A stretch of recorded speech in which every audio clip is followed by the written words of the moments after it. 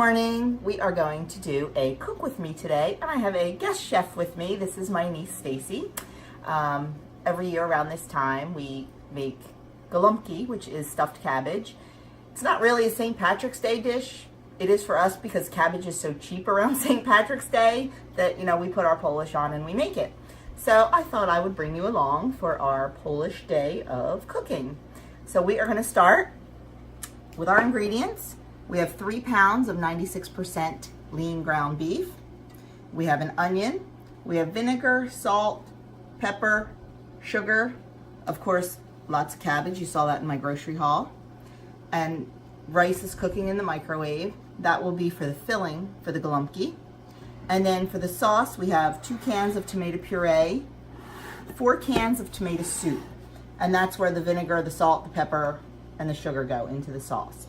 So we will get started by putting our cabbage leaves in boiling water to get them nice and soft. Luckily, my grocery store, cabbage looks better without all the big green outer leaves on it. So my grocery store pulls them off and throws them in the bins. And I can actually just buy the leaves. So that's what I did. I bought a big bag of leaves. And I am just going to dump them in the boiling water and let them get nice and soft and cook down until they're nice and pliable and we can stuff them and they won't rip and break on us. I generally let them cook for about 7 minutes.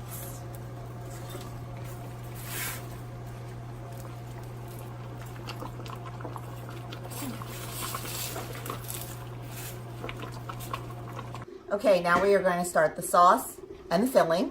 Stacy's going to start on the sauce while I grate the onion into the filling. She's putting in 2 28-ounce cans of tomato puree.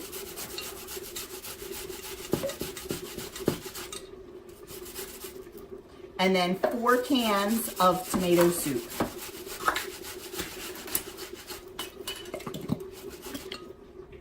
While Stacy is starting on the sauce, I'm just grating up 1 small onion into the meat mixture. And then I will add about 1.5 cups, 1 3/4 cups of cooked rice, some salt and pepper, and mix it well. And that's all there is to the filling.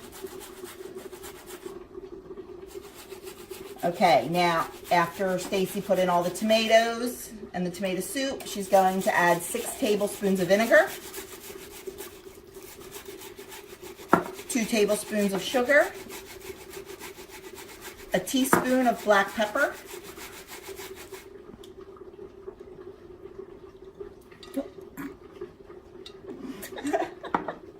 but not part of the measuring spoon, and then about 3 teaspoons of salt.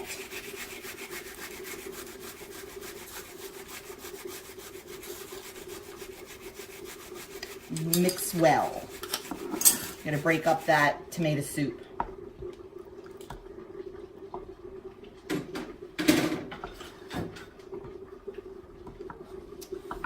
Okay, we have our onion all grated.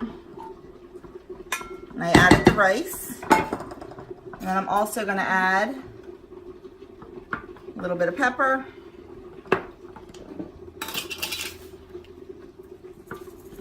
And some salt. And honestly, the best way to mix this, with your hands.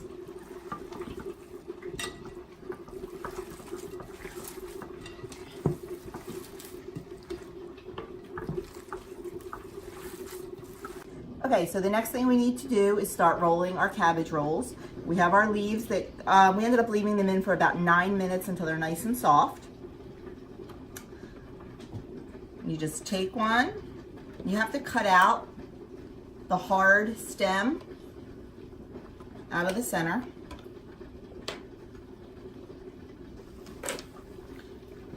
And then about a tablespoon or so, depending on the size of your leaf, of meat. And Stacy's the master roller. I can take lessons from her. You just roll it up, fold the sides in, and continue to roll. See, like I said, mine break. Hers are perfect. I taught her everything she knows. And then we put a couple ladles full of sauce on the bottom of the pot, and we're just gonna lay the cabbage rolls in there. So keep repeating until you're out of meat and leaves. Normally this makes about 80 rolls, and as we're building the pot, once we get one layer on, we'll put more sauce on top, more rolls, more sauce, more rolls, more sauce, more rolls. And when the pot is full, we will be back to show you what it looks like.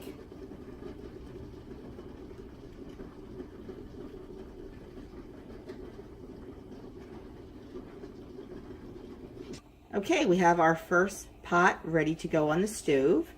I don't like to overcrowd the pot because it makes it hard to stir. You really can't stir them or you break them apart. You kind of have to move them around as they're cooking. So we have 36 in this pot.